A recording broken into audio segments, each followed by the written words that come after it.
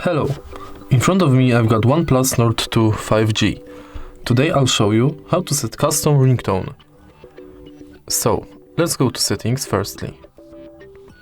Scroll down a little bit and tap on sound and vibration.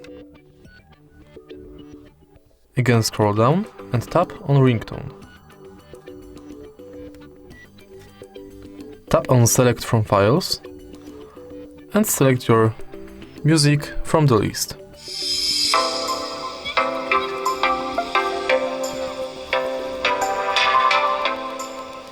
Go back and your new sound is set. If you find this video helpful, please leave like, comment and subscribe.